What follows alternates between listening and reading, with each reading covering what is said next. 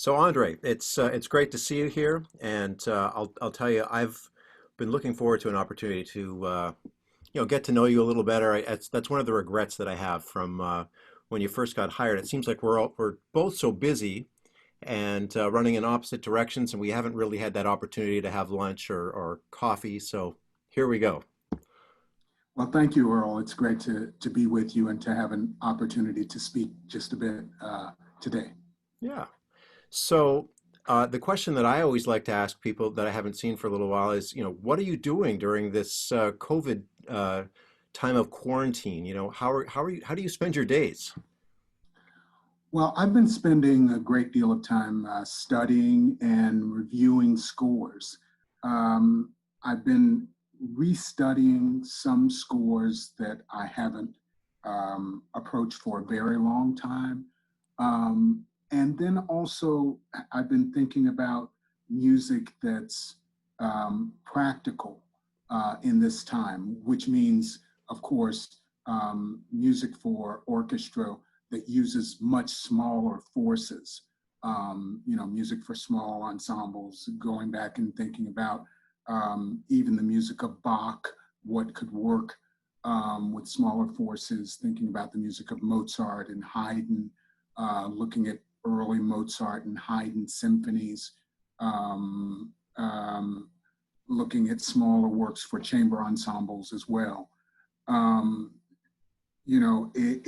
It's been a very interesting period of reviewing those kinds of works, but also thinking about ultimately in terms of musical growth, works that maybe aren't so feasible now, but it's nice to have some time with them. And I'm thinking about specifically the latter Mahler symphonies.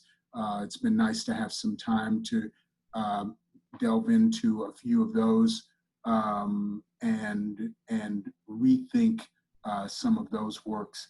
I've also been listening to recordings as well, listening to recordings of obviously some of the concerts that I've done in the past and thinking about how they could be different, what could be different, re-examining balances and approaches and phrasing and all of those kinds of things. So it's been a very productive period. Even though we have these unfortunate circumstances of the pandemic. So knowing what a dedicated musician you are, I kind of anticipated that kind of an answer. But I am I'm curious about just what do you do for fun? Do you play board games? I heard that Willie Nelson is playing a lot of board games. So what do you do for fun? One of the things I do for fun is I'm a runner. And so I've been trying to stay in shape during this period, doing a bit of running and making sure that I try to eat right as well. I've also been doing a bit of reading during the period. Some books that I've wanted to read for a very long time and just haven't had a chance to.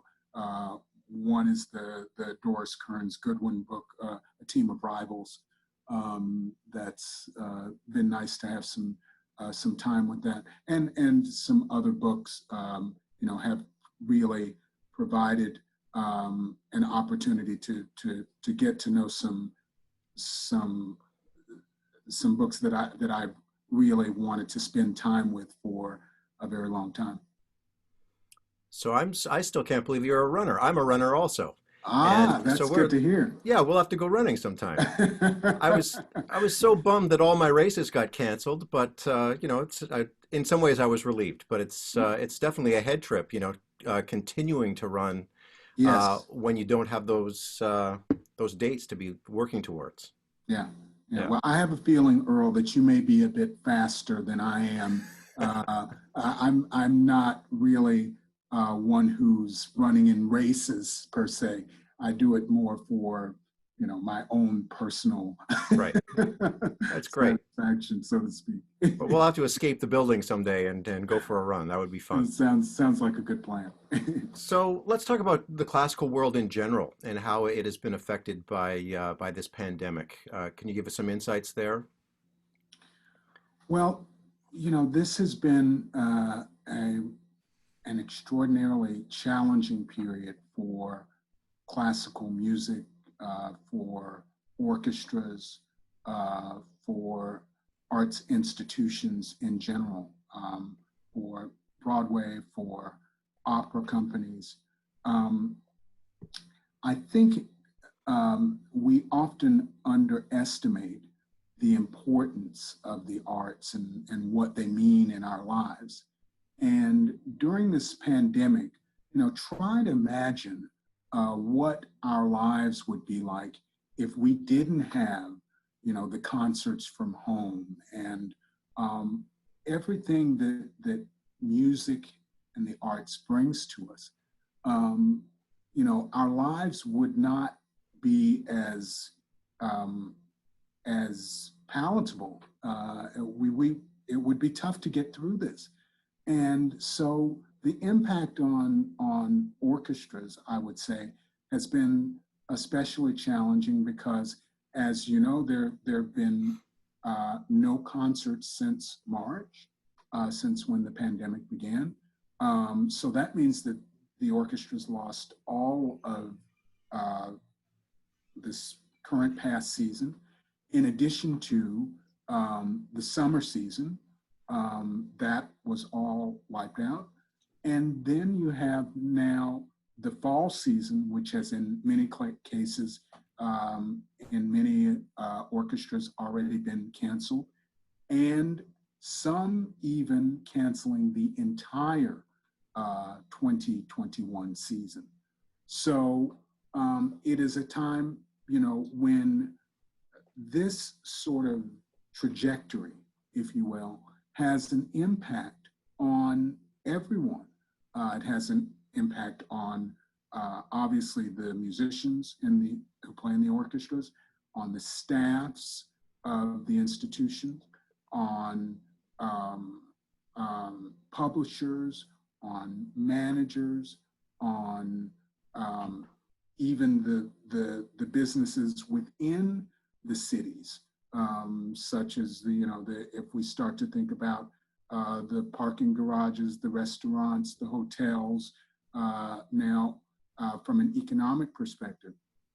So I think for the arts, for orchestras, what it means is that there are a lot of people who are really having a difficult time financially. And I think as much as when we are able to come back, I think it will be very uplifting.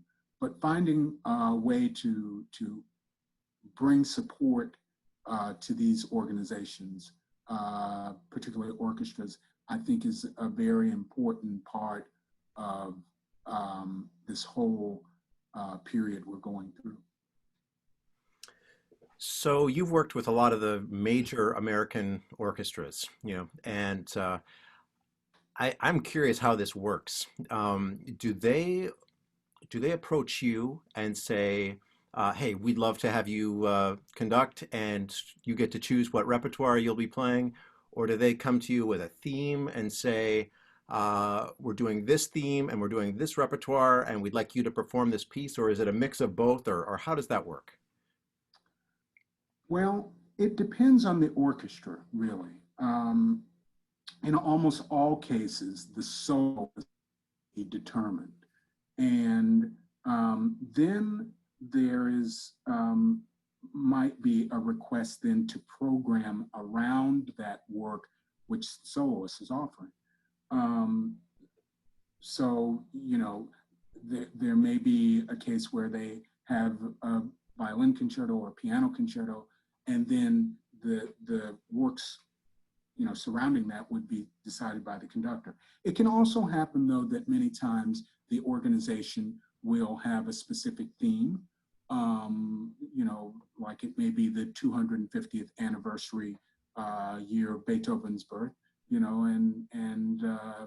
so they might ask for, certain works which would coincide with that. In any case, I think what is important is for, during the course of this programming process, is to be able to find one or two works in all cases that I feel I have something special to say, or something that I can bring to the orchestra, to the music making, which is unique. And that's always the challenge when we're discussing these programs, is to make sure that that element is present, even if there is an overlying sort of concept, overarching sort of concept to the program itself. So I know you led the Detroit Symphony Orchestra in a couple of performances last year, and I thought it was really cool that they have this DSO replay program, right, where they share previously recorded performances. And so there's two of you that I saw, and one is George Walker with lyric for strings, and then William Grant Still with his Symphony Number 1. So were those both of your choices, or were they ones that they had suggested? They were both works which I proposed to the orchestra. Both the Walker lyric for strings and the Still Symphony Number 1 are pieces that really speak to the history of classical music as it relates to African-American composers. And it was important, I felt, because of the relationship that these two composers sort of had, in a sense, with the DSO. In the sense of George Walker, he was someone who had been their composer of the year and had passed away actually in the year before, in 2018. So it seemed important to try to honor him and pay tribute to him in some way.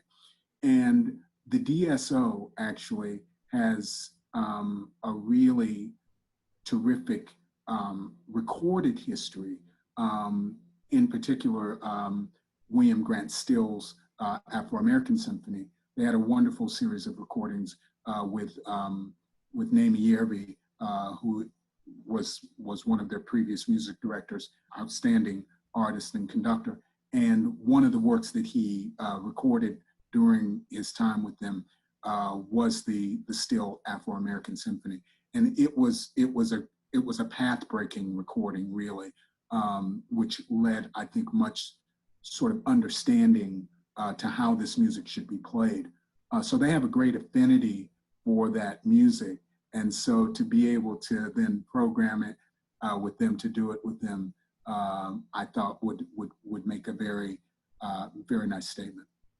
I really enjoyed both pieces, but for totally different reasons. The Still piece, there's so many elements of jazz in it, and it actually even has swing rhythms, at least to my ears, and so I often hear orchestra conductors talking about, how difficult it is to work with some orchestras that they just can't swing, but that wasn't the case with the Detroit Symphony. I was curious about your experience with working with different orchestras. Have you experienced this challenge? And is it harder with some groups than with others? And I'm also curious, what you say and do to help get them to get the right essence of swing. It can sometimes be a challenge with orchestras. I think these days, musicians are so versatile and play so many different types of music that I think it's less of a problem than it used to be, actually. And certainly there are orchestras that do it better than others. But I think you're very much right about this Still work, the Afro-American Symphony. The first movement of that piece really is based on this, sort of blues progression. 12-bar blues progression. And I find, Earl, that, if one can find a way of bringing to the orchestra, to the musicians, all that this music is about, all that it encapsulates, then that gives them a greater feeling for what, an understanding for how the music, should be swung or phrased. So for example, in, that first movement of the Still, which is about longings, it's based on poetry by Paul Laurence Dunbar, and it all comes out of that rich period of the 1930s and the Harlem Renaissance. So, just a bit of, thinking about, that period, where the music comes from, in a sense, naturally then gives it a certain lilt and maybe loosens it, shall we say, just a bit. So you can see I have a hard time not talking about jazz music, but I noticed in your on your social media pages, I really appreciated that you acknowledged the passing of McCoy Tyner, one of my heroes, and also Ellis Marsalis. So it leads to the question, did you grow up listening to jazz, and are you a jazz fan? Both. I grew up listening to jazz, and I'm a big jazz fan. Well, when I grew up, I was very interested in Miles Davis's music, listened to a lot of Coltrane and Charlie Parker. My dad really loved jazz, and so I remember listening to many of his early albums back then, and as I developed my own sort of taste for it, I started to then think about other artists who as I listened, such as Wynton Marsalis and more contemporaries that really sort of shaped my sort of understanding of this great history of jazz. And I think certainly Ellis Marsalis was one of the people who was one of the patriarchs of this New Orleans jazz style, and understanding that history, I think is really important to being able to shape many different types of music. So André, you collaborated recently with Uri Caine. He's a musician that I have tremendous respect for. I'm curious how you came to know Uri, and how the two of you got connected. Well, Uri and I first met back in 2014. He was commissioned to write a work by the Mann Music Center in Philadelphia, a large-scale oratorio, which he titled The Passion of Octavius Catto. When he was commissioned to write this work, we got to know each other because I was engaged to conduct the world premiere of the piece, to conduct this piece. And so we fast developed a relationship as we looked towards this project to talk about the piece he was writing, how it would be presented, what the piece was about. And so that was my initial introduction to Uri. And I should mention that it was really through the administration at the Mann Music Center that I really got to know Uri and his music. So it's interesting how sometimes we as artists in the world are can be close together even in some cases and not be as aware. And so once I got to know Uri's music, I was really fascinated by the prospect of conducting the piece and working with him. Had you heard his renditions of the Mahler symphonies? It was very interesting. I had not, and that was where I started with, was with those renditions, his takes on Mahler. Yeah. And, so that was really fascinating. And once I heard that, I thought, oh, this is going to be terrific, Yeah. because of the sort of, musical sensitivity that he brings to those compositions. So, Andre, could you tell us a little bit about this piece, The Passion of Octavius Catto, both about its historical significance as well as what he accomplishes musically?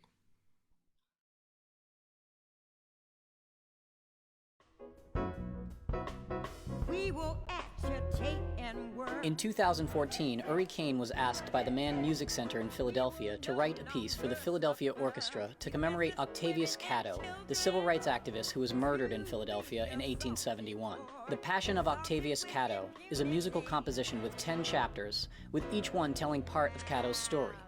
The piece is written for orchestra, gospel choir, singer Barbara Walker, and a trio with piano, bass, and drums. The texts for much of the music are from Catto's speeches. The concert in July 2014 at the Mann Music Center was conducted by André Raphel and drew 15,000 people.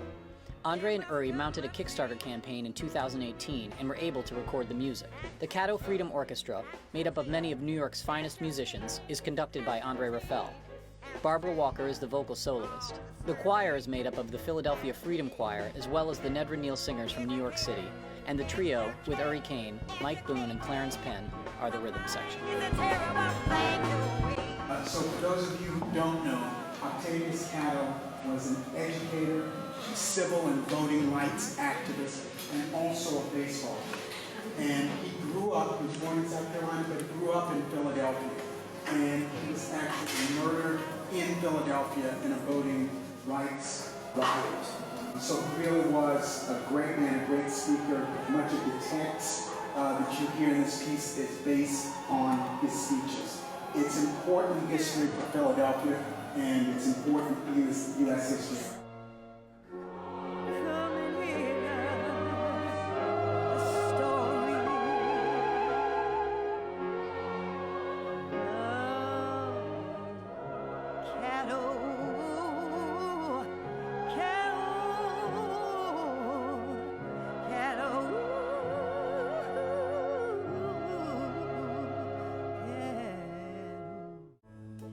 In the name of justice, in the name of humanity, in the name of those whose bones lie on the battlefield.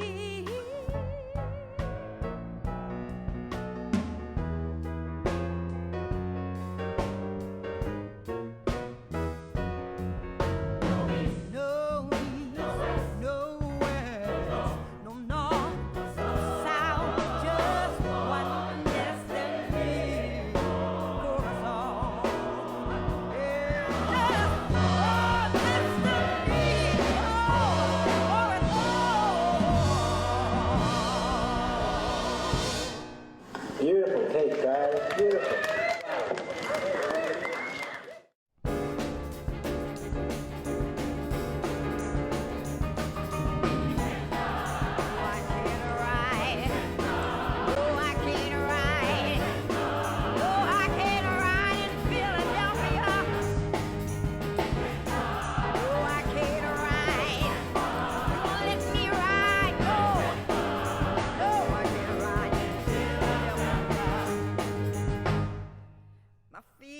Tired,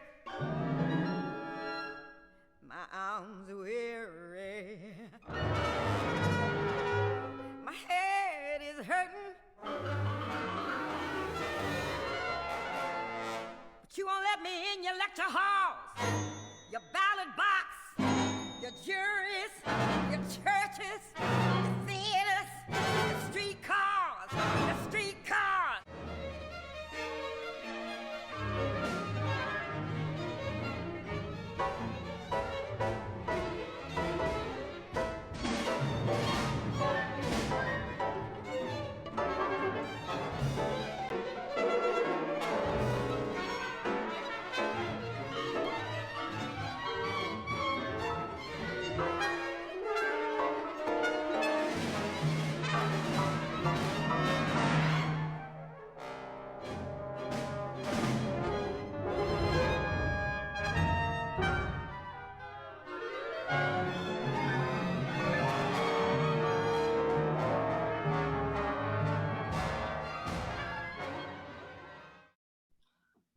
Well, this piece, The Passion of Octavius Cato, is a piece that's about Cato's life. It is important because Cato was an important figure in American history. He was an African American who was born in South Carolina, but lived much of his life in Philadelphia. He was an orator. He was a teacher. He was a baseball player in the predecessor to the early Negro Leagues. He was a civil and voting rights activist. He recruited men for the Civil War. He lived in the 1800s. And he was unfortunately murdered on the streets of Philadelphia in a voting rights riot. And what makes this story so important is that it's about a figure who was just galvanizing in terms of his ability to move people, to help them understand, the possibilities for a better life. He was an incredible orator. And so this piece, The Passion of Octavius Cato, is an oratorio which combines many different types of music, from classical to jazz to new music, patriotic songs, in this whole arena, which Uri is so gifted at, bringing together all these very different elements. And it calls for a jazz trio in which Uri plays piano, an alto soloist who has very much a gospel flair, and also is really an orator, really, in many cases, speaking the words of Cato, because the piece itself is based, the texts are in many ways based on the speeches which Cato gave.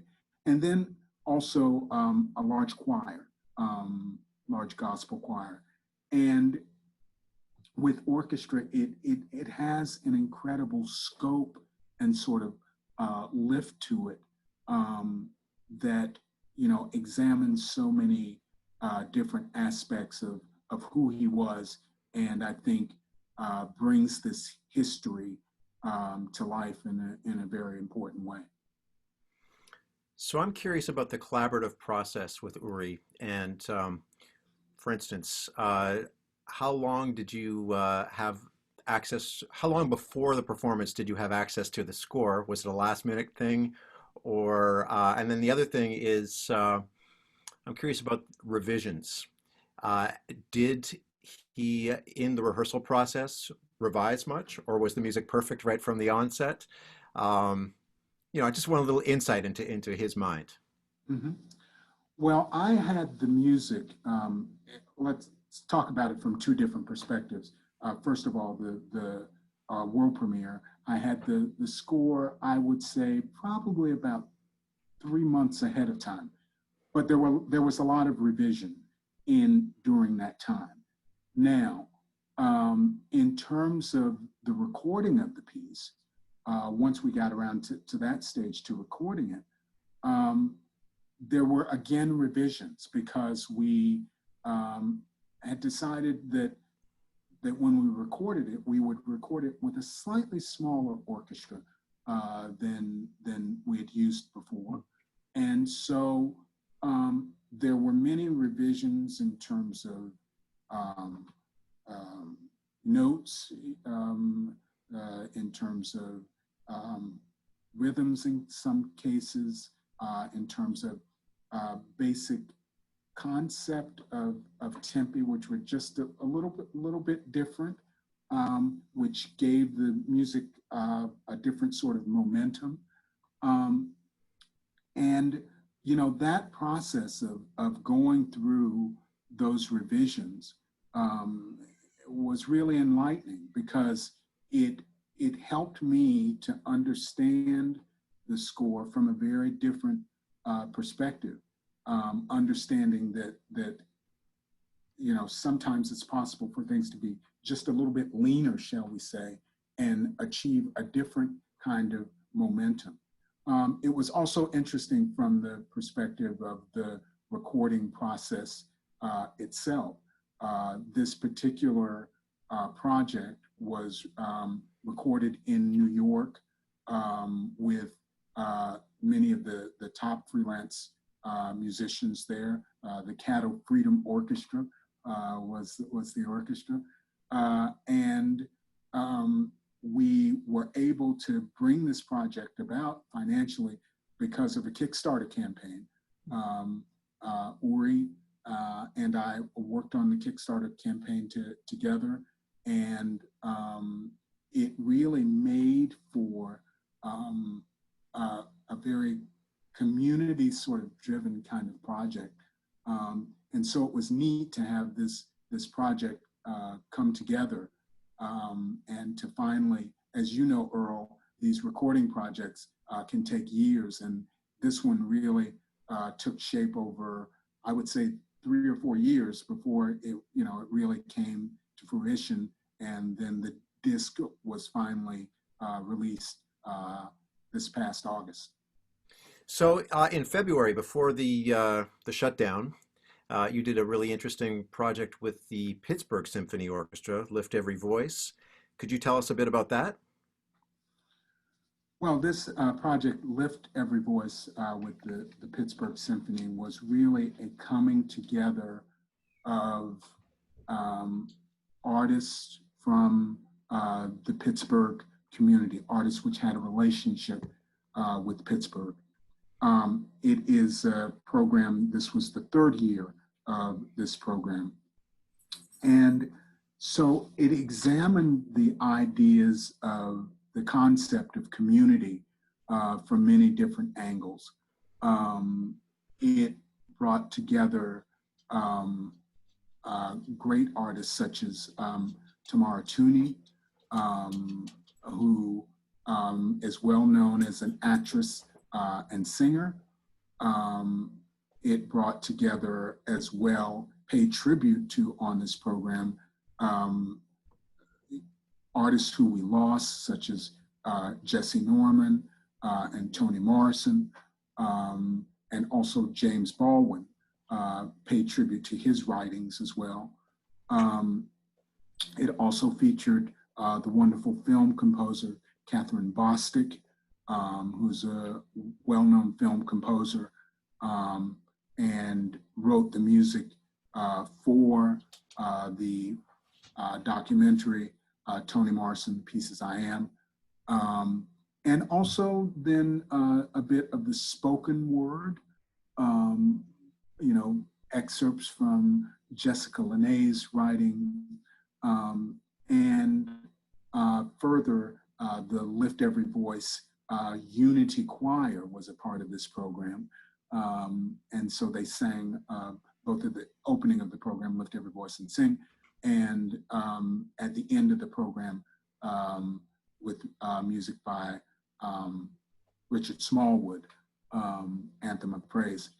And so it's just this wonderful coming together of African-American artists who really reflect that sense of community that is so much a part of Pittsburgh. And so I was very honored to be able to collaborate with the orchestra on this program. So I was really curious about the Catherine Bostic score. So I admire her work, and so last night I went and I found the documentary, the Toni Morrison documentary, and I'm curious what it was that you performed, because so much of that music, it just seems like just a accompanimental documentary music. There's little snippets, and there's you'll hear a jazz harmon trumpet solo, and Right. I was expecting more large-scale orchestral works. but I didn't hear a lot of that. So what did she present to you? And also, was video incorporated in that presentation, or how did that work? Mhm. Well, what you hear in the documentary is sort of the framework of, what was then expanded upon with the 4 episodes, really, that she took, 4 scenes that she really took from the documentary and composed for orchestra. Um, it was fascinating to work through this because, of course, this was the world premiere of this music with orchestra. So this idea then of aligning the music so it was live to picture was very much an important part of it. So we did have the scenes from the film, which then the music was coordinated to. And, understanding how hearing about Toni Morrison's life and her writing style and seeing these images on screen, all of this music which Catherine composed was so soulful, was so simple in a way. And it really reflects a true American character, her music. And so the challenge then for us was to find ways, and this is easy to do with a great orchestra like the Pittsburgh Symphony, was really to shape under that, to shape the lines under that. You mentioned, this wonderful, you hear a jazz bass or, muted trumpet or something like that. And so finding ways, to bring stylistically to this project everything that she was after, was part of the challenge. But it was a great challenge, and getting to know her was a real treat. So I find it interesting. You've been very good about elevating Black voices and composers, and I noticed that you're performing a lot of music by Black composers, and also choosing works or to be involved in projects like the Uri Caine project, where racism is addressed and civil rights issues. Is this intentional on your part, and can you give us some more insight into this? Well, I think often what we do artistically reflects the times in which we live. And I think, it's only natural that art be, that vehicle for expressing perhaps what we can't always in everyday life. We know that the issues that we've faced as a society and that we continue to face in terms of the sort of inequities, racism, and issues of civil issues of voting rights, that these things have been a part of the history of our country, unfortunately, for a long time. And I think that, finding ways to bring about change, one of the ways we can effectively do that is through the arts, through music. Music is the one place where we all come together, and we don't see that. We don't see in each other. We don't see race. We only see, what we really see is the pureness, if you will, of what the music is all about. And so, finding works by, whether it be African-American composers or composers of other descent who have something unique to say, has been, one of the areas I've long been passionate about. And sometimes these things happen. The pieces come to me from other sources. Like for example with Ori's piece, that was a piece which came to me. I mean, it was wonderful, to have. It's been wonderful to have this whole friendship and trajectory to performing the piece and recording the piece. But it's sometimes things come to you as an artist and as a conductor, and then you think about all the ways in which a piece can live and how important it is in the times in which we live. So let's dream for a minute, and let's say that a major symphony orchestra approaches you, says, André, we're going to put it in your hands. You get to commission a piece from anyone you wish. I won't ask you to identify a composer, but if you were to commission a piece, what themes, what stories, what messages would you hope would be touched upon in that piece that you present to the world? Well, I think at this time in which we're living right now, music really does, as we've spoken about, reflect in many cases the time in which composers live. And I would be very interested in a piece about, commissioning a piece about the pandemic, about a piece about, that is in a way a tribute to the lives we've lost, but in another way deals with all of the sort of feelings that we've experienced as part of going through this and continue to experience. The feeling, I think, of social distancing, of sometimes loneliness, of wanting, if you will, for greater human connection. I think that would be a fascinating sort of project to commission a piece about, because it speaks to, who we are as humans, and how much we need each other in this crazy thing called life. And so I would be very interested to commission a piece which sort of spoke to, life during the pandemic. Well, that seems like a great place to leave off, talking about the future, and it's a great vision. Man, I've really enjoyed our conversation. Me as well, Earl. Thank you so much. Okay, it's been a blast. Thank you.